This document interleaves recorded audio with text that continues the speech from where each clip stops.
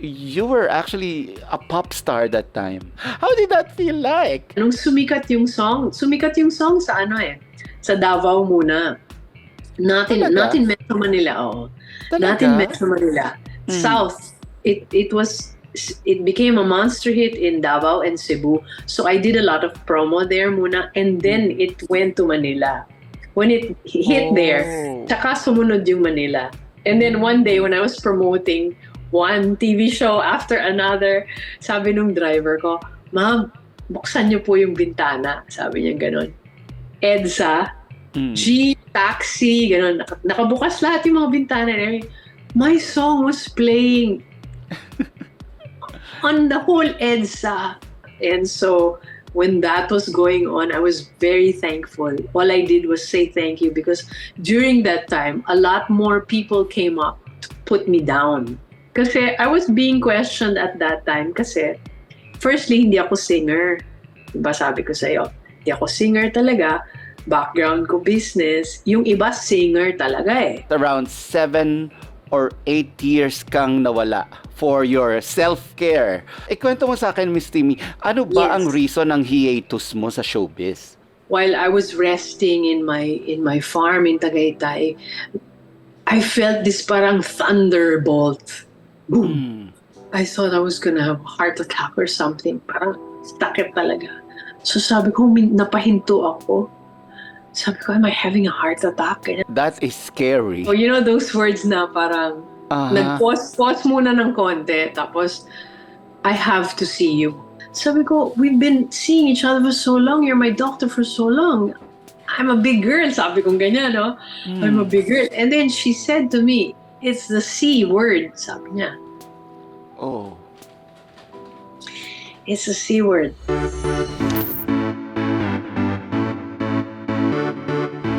Hello updaters and welcome to my podcast, Updated with Nelson Canlas, your source for the latest showbiz updates. Ang guest natin today ay isang legit na 80s pop star na nasa likod ng mga OPM songs na Boy, Tingin, at joke lang, if you're an 80s denizen, if you are from the 80s, talagang siguradong relate ka dito.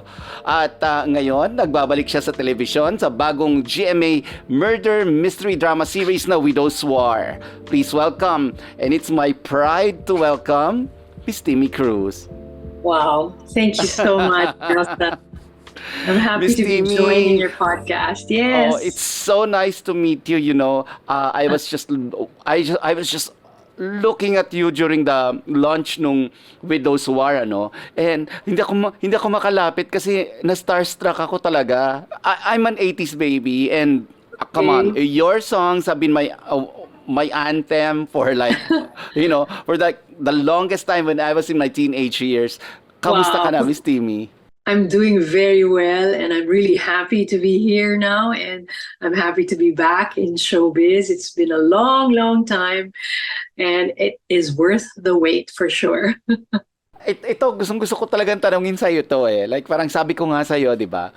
Yung Boy, yung Tingin, yung mga barkada namin were always like singing it. Song hits pa nung time na yun, and somebody would play the guitar, and then cassette. And I was like, I mean, how was it nung panahon na yun that, you know, you were actually a pop star that time? It was, I would say, you have a dream. Parang you have a dream, this big dream. How are you gonna achieve this dream, right? Because I didn't have any relatives in showbiz. I didn't know anyone in showbiz. I just had this dream. I want to be a recording artist. Sabi ko imagine, I was dreaming this since I was a kid. But my parents wanted me to study business, and they wanted me to study law. And then I decided to go into showbiz. So ang background ko, business, law, then pupunta ako sa music. Walang kakilala absolutely. So it was a one-shot deal. Parang ganyan, bahala na. Bahala na. Let's go shoot for the moon. Then one day, I was in a recording studio. This guy approaches me. and says to me, ikaw ba si Timmy Cruz? And then I'm kind of scared kasi hindi ko siya kilala. Sabi ko, yeah, I am. And sabi niya, I have a song for you. Sabi niya sa akin, pagkatapos mo, I was recording for Penthouse Live. You remember? Yes, of Penthouse course, Live. Penthouse Live. Yes, of course, right? I was recording. I was going to substitute as a host because Pops was sick. So they got me. That was my first exposure. And this man saw me in that Penthouse Live. And as soon as he saw me, he said he wanted to give me this song. So sabi niya sa akin, pagkatapos ng recording, puntahan mo ako sa office. So it was the Green Hills Recording Studio. So I went to his office, tapos cassette, he played it, and then ta-na-na-na-na-na-na-na-na. Ganun pa lang, intro pa lang. And then I listened to the song. I didn't know anything about songs. I just knew I wanted to sing. And sabi ko sa kanya, can I have this tape? And I let my manager listen to it. His name is Mon Del Rosario, the famous work.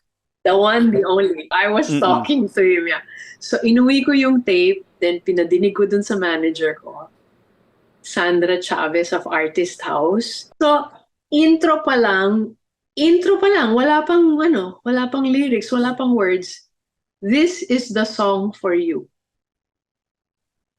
Sabi ko sa kanila, kasi marami silang nakikinig, sabi ko, how do you know? You haven't even listened to the entire song.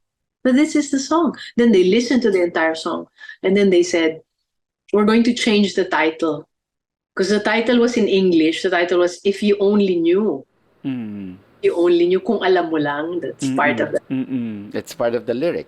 Oo, sabi nila, we're going to change it to boy. Boy. And they said, because in all the households in the entire Philippines, there's always a boy. Boy, di ba? People call, like, boy, ganyan, si boy, ganon. So, and then after that, I have never been in a recording studio before. A few, maybe 2 months after, recording na. Never seen a microphone before. Never been in a recording studio. Never seen anything like it before I enter. And I'm in the studio, in the booth with that mic and then headset and everything. And so many critiques, producer this, producer that, manager, so many people. And then, you sing one line and they go, stop, again, stop, again. And then inside my mind, I was telling myself, ano ba itong napasukan mo? Parang ang hirap. Hirap itong nagawa mo. Andito ka na, pero ang hirap. Kaya mo ba ito? Sabi ko sa sarili ko, kaya mo to. Ito yung gusto mo. Kaya mo. Ganun.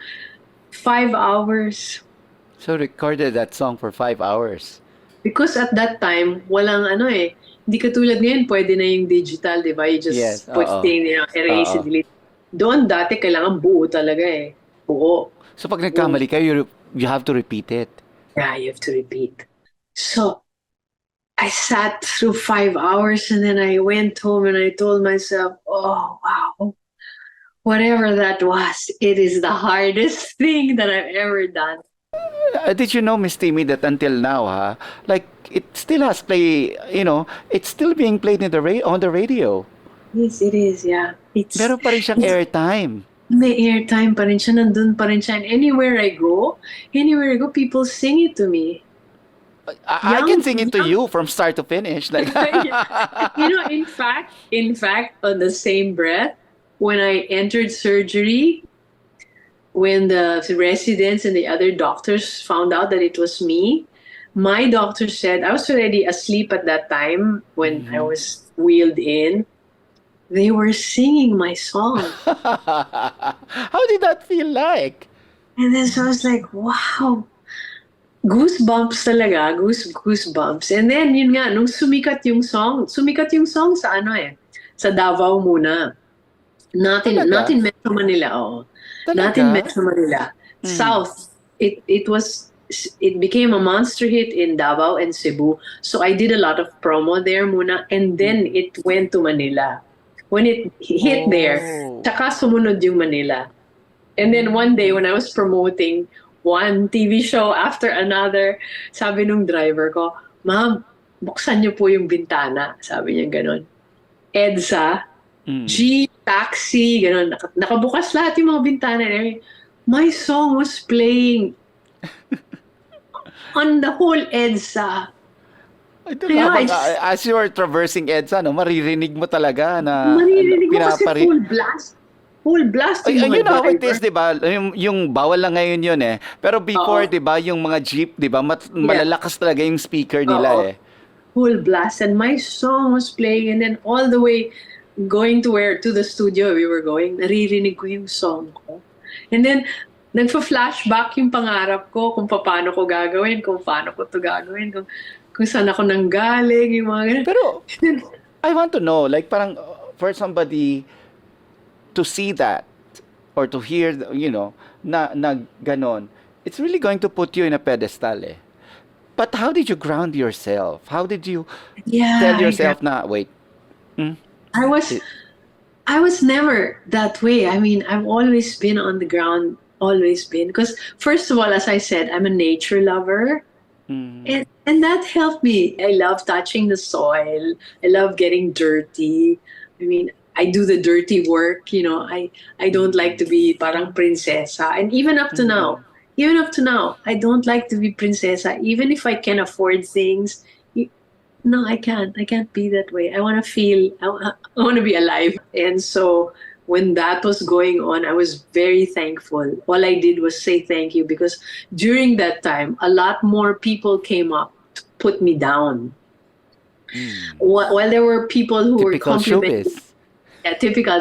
There were a lot who came up, and there were people who actually pointed, finger at me, telling me that you're not worthy of what you're going through, all this beautiful stuff that's happening to you. You're not worthy of it. We question it. Yung mga ganon. I tell myself, kanya-kanya naman tayo, di ba? Kasi I was being questioned at that time kasi firstly, hindi ako singer. Diba sabi ko sa'yo, hindi ako singer talaga. Background ko business. Yung iba singer talaga eh. From Ang bata gaganda pa ng- lang. Oo, ang gaganda Sumali ng sa mga- mga contest. Oo, yung mga ganon. ganyan. So, ang layo. Bigla na lang out of nowhere, andyan ka na, tapos meron ka pang hit song. Kami, nandito, mga koloratura, mga ganyan, pinag-aralan namin. Galing kami sa banda, galing kami sa... Tapos, ganuan. So, lalo pa akong naging humble, lalo pa akong tumahimik, lalo pa akong gumanon. So, habang gumaganon ako, lalong tumataas. So, yun yung nangyari. Tsaka, kaya ang dami kong But that natutunan. was Then, a massive hit. yeah, that was such a hit. Such a hit. And then after that, sumunod yung Joke Lang eh. Yeah. You remember Joke Lang? Yes, of course. Oo. So, by that time, Ano bang nauna? Yung tingin o yung joke lang? Joke Lang. Tingin was the third. Was the third. Pero parang Yung Joke Lang, magkakalapit yun eh. oo, magkakalapit. So, sunod-sunod yun. So, ilang taon yun. Ilang taon. And then, inalok ako maging artista, na hindi rin naman ako artista. So, yung pala, meron pala. Artista pala ako. Yung ganun ba? So, everything was unearthed. It was unearthed. Around 7 or 8 years kang nawala for your self-care. Ikwento mo sa akin, Miss Timmy, ano ba Yes. ang reason ng hiatus mo sa showbiz? Well, actually, I was doing a teleserye at that time, 2016. The teleserye for GMA the title was Once Again. Tapos dun sa isang eksena namin, nandun kami sa hospital. Yung aking anak doon sa teleserye, si Jerry Gonzalez, meron siyang sakit. And then habang nandun kami, nag-eksena kami, biglang naisip ko, pa-check up ako. Meron akong bakanting 5 oras at that time. Sabi, pwede daw akong umalis sa set. So I left the set and I decided to go to the hospital, which was nearby, to have a checkup. But my doctor said I wasn't due for a checkup yet. So I waited for another 2 weeks to have a checkup, and then I had my usual annual checkup, which included the breast. And I had my mammogram and my sonogram, and they found something. Okay, I'm smiling Oh. right now. I'm smiling right now. Pero they found something. Mm. And so I had to have more tests, ultrasound again. And then my doctor who does my ultrasound immediately said that we need to biopsy whatever we found. So they found something Okay. sa breast ko. It's very small, super small kasing laki lang ng peppercorn. Yung, alam mo yung pepper na Yes, dinudurog pa, di yes, ba? yes. Ganun lang kaliit. So hindi talaga mararamdaman. Pero dun sa, within the coming weeks, while I was resting in my farm in Tagaytay, I felt this parang thunderbolt. Boom. Mm. I thought I was gonna have a heart attack or something. Parang sakit talaga. So sabi ko, napahinto ako. Sabi ko, am I having a heart attack? And so I sat down and I prayed and I meditated for a while. I said, Lord, what's going on here? So naramdaman ko hindi nawala. Tapos a few days after, naramdaman ko ulit. And then sabi ko dun sa doctor, I think yung biopsy na yan, kailangan na natin gawin whatever it is kasi meron akong nararamdaman. So I had a biopsy and after the biopsy, a few days after, tumawag yung doctor ko. Normally, yung ginagawa niya pag nagpapacheck up ako is tinatawagan lang niya ako, sasabihin niya, okay ka, okay, next year ulit, ganyan. Be sure you take care of yourself and everything. But this time, nung tinawagan niya, sabi niya sa akin, I have to see you. So, That is scary. yeah, I know. You know those words na parang nag-pause muna ng konti, tapos I have to see you. It was a weekend at that time. So, Saturday. So, when I say I have to see you, maghintay pa ako ng Sunday, tapos Monday tayo magkikita, parang ganon. Sobrang torture yan. Torture talaga. So, sabi ko sa kanya, tell me now. Sabi ko, tell me na. Ayaw magsalita. Dun sa ayaw niya magsalita. Sabi ko, we've been seeing each other for so long. You're my doctor for so long. I'm a big girl. Sabi ko ganyan, no? I'm a big girl. And then she said to me, it's the C word. Sabi niya. Oh. It's the C word. Sabi niya. So, when you hear that, the world just comes crashing down and all the optimism which I really have, parang nawasak talaga in that one moment. So I saw her the following Monday and she explained to me everything and the works that I have to do, all the medical stuff and everything. But between that time, I sat down with myself and I said to myself, if it is what it is, you just have to accept it, sabi ko sa sarili ko. So, nandun na yung maandar na yung mind ko na parang ganyan talaga. And all these thoughts coming in. And part of it, of course, is the fear, no? It's such a big, big factor. Pag sinabi yung word na yun, talagang fear na ka. Definitely. And whatever, and whatever guard you have, whatever strength, physical, emotional, intellectual, whatever, goes away. It just goes away. And you're like a little girl there na parang helpless and parang tinanggal yung rug. Scared. Mm-hmm. Tinanggal yung rug. Tapos parang wala nang sahig, Wala nang sahig. Parang lumulutang na lang ako in the next few days and weeks until I composed myself.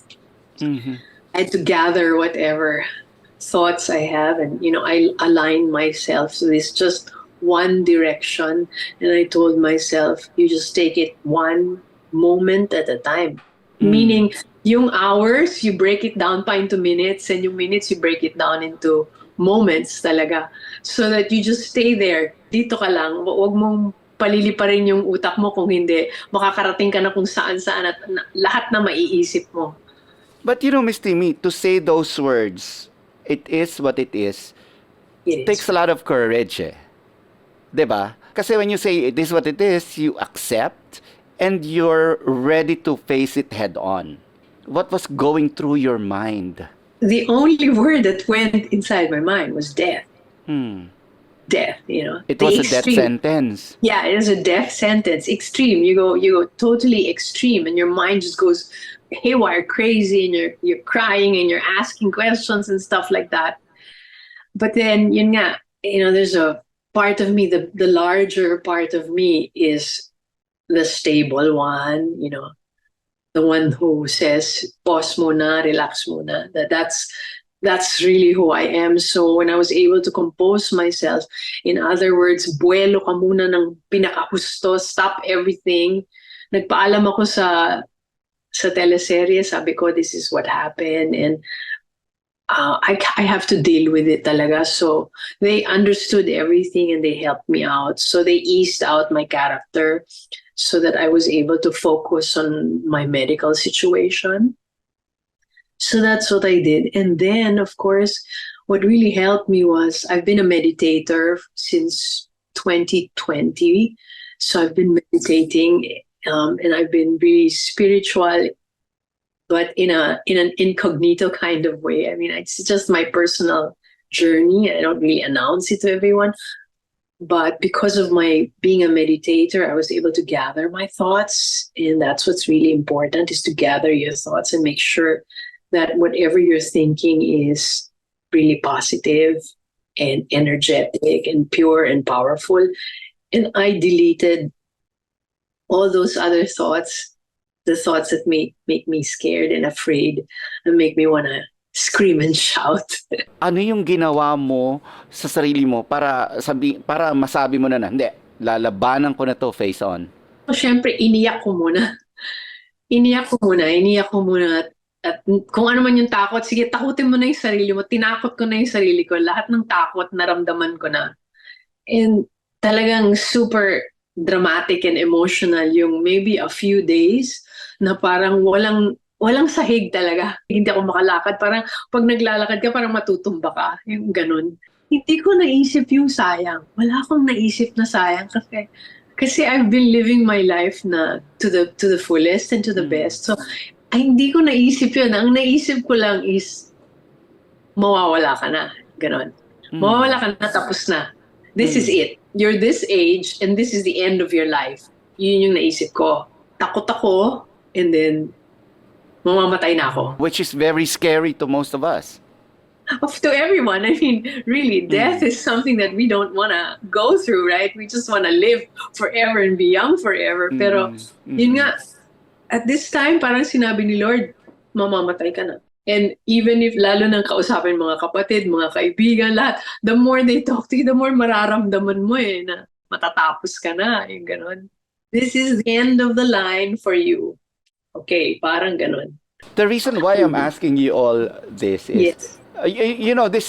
This conversation, this topic is really, really close to my heart. And, okay, I will share with you a story. I'm not going to sugarcoat anything, but this is a true story. Okay, my mom always had, well, she's old. Well, Mom, I'm not saying you're old, but you're older. She would always have a mammogram every year until nagkaroon ng pandemic, nagkaroon ng lockdown, so she wasn't able to do it for a year because parang ang inaalaw lang sa hospital sa US is yung mga COVID cases, ganyan. So, nung dumating yung time na pwede nang magpa-check up, she had a mammogram. And then she found out that she had stage 2 or I think going 3 breast cancer. And none of our kids knew that time that she had it. And the only time we knew was umuwi siya straight from a mastectomy. Can you believe it? Nobody knew she had a mastectomy, and she was still high on the anesthesia. And she had to go to the bathroom, and then she fell down, and then syempre it scared my sister, and she called me and she was crying and she was hysterical, and then I got to talk to my mom. Kasi pag ako na yung nagtanong sa nanay ko, hindi na niya, she doesn't filter.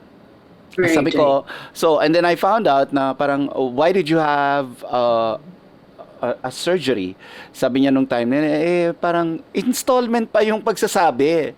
Okay.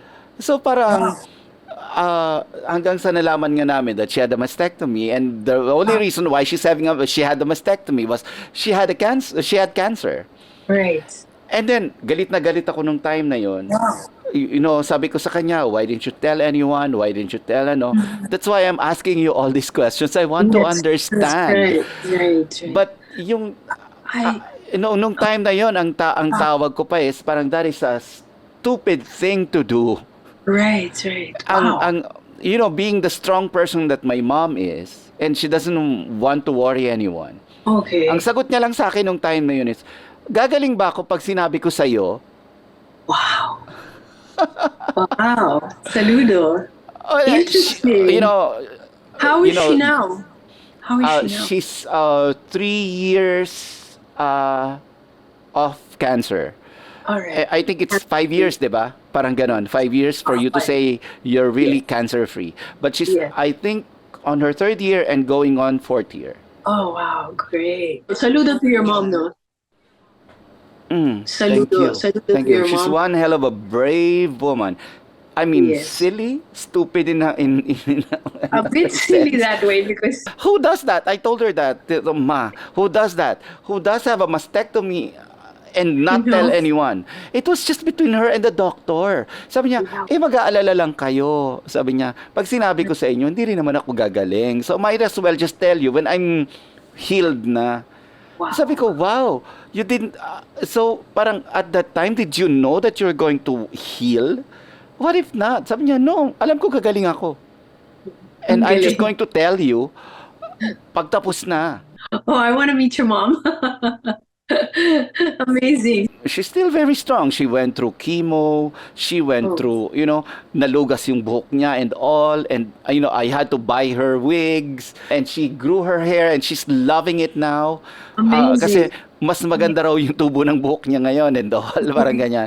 But, you know, going back to those times, Yes. na parang the whole family was very scared only Yeah. because we didn't know. Exactly. Wow. And you know, when I talk to her now, it's like I ask her, I want to be, you know, I want to be able to understand, why did you Right. have to keep it from Right. us? Yes, I think there are different kinds of mentalities of women, and I have seen women who are like that.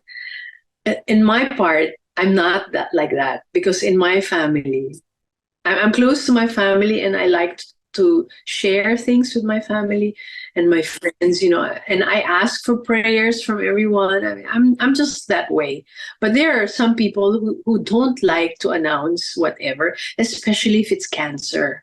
Especially if it's cancer, because it feels like something really, really bad and wrong, or you know. So those are the different mentalities, I think, because I have friends who also get sick and don't tell anybody about it, okay?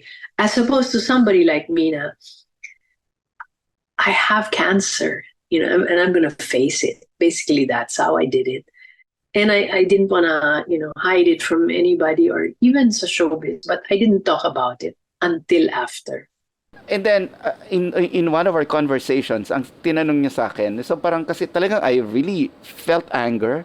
I really felt betrayed that time. Right. I mean, your mom not telling you something big as this one, di ba? Exactly, yeah.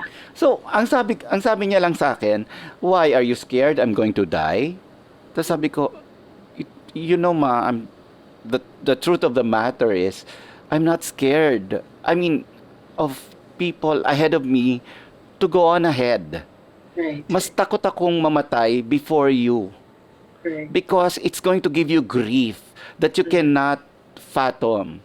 Yes. In the scheme of life, mauuna ka talaga, sabi ko sa kanya. Mauuna ka.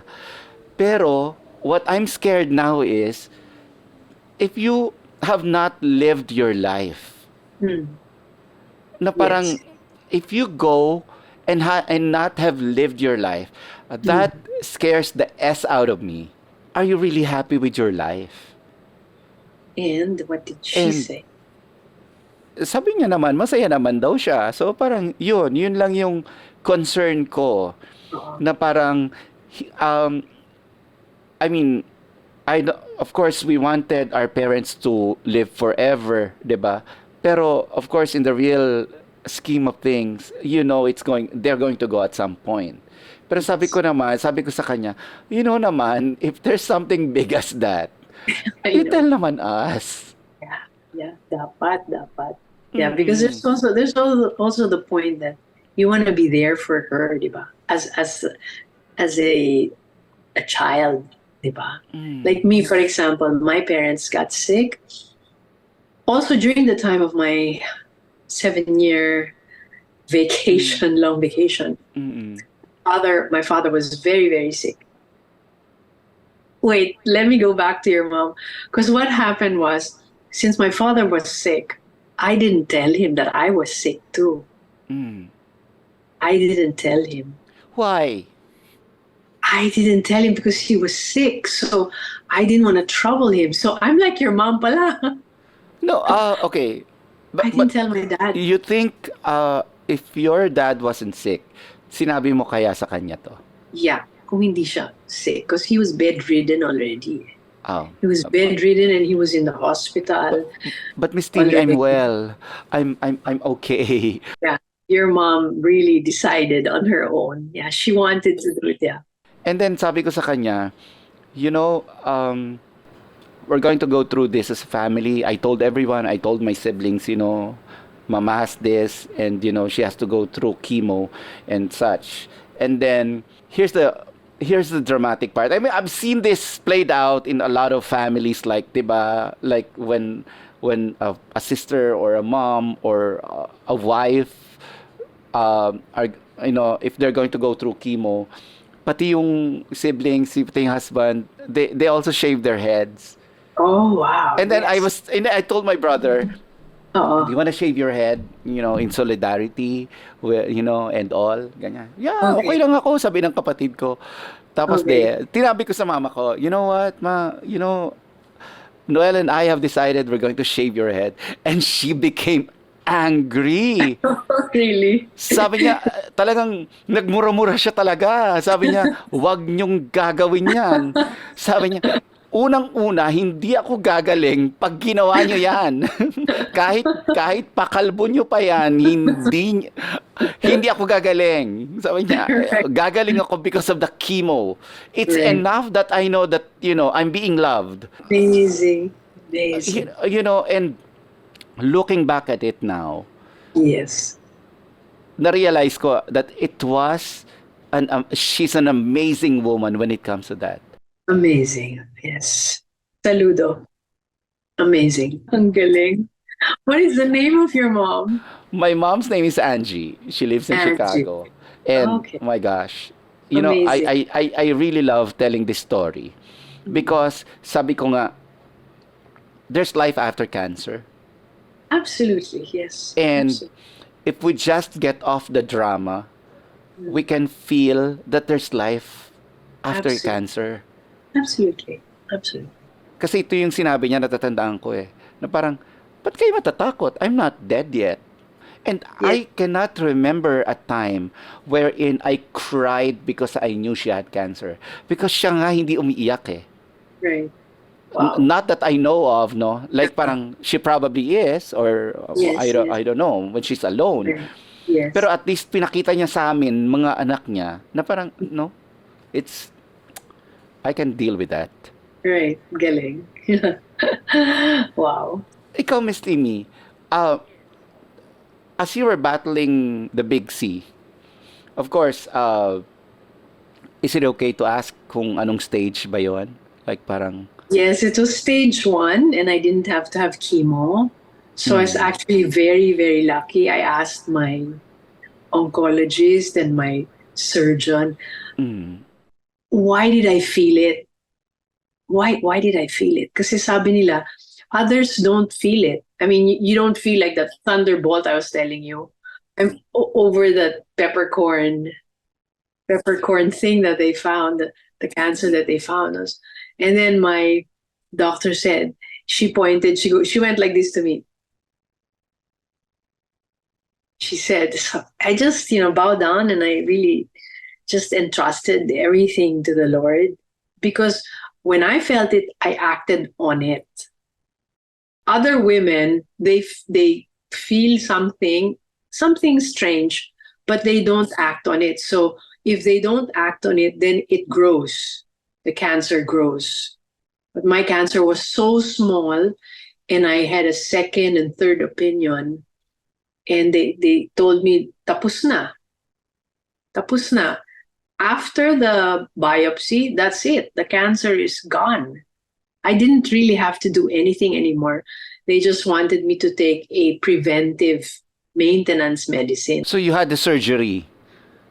I had the biopsy, but then I decided that since the field, that's where the cancer grew in one of my breasts, I decided to have a mastectomy, a unilateral mastectomy, one breast lang. And then I have an implant because my surgeon was saying, I want you to still feel super complete.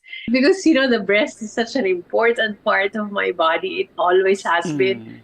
And actually, before I was diagnosed, I felt something really strange basta within, and I was talking to my breast. Sorry, this is too much information, but I was talking to my breast, and I was saying,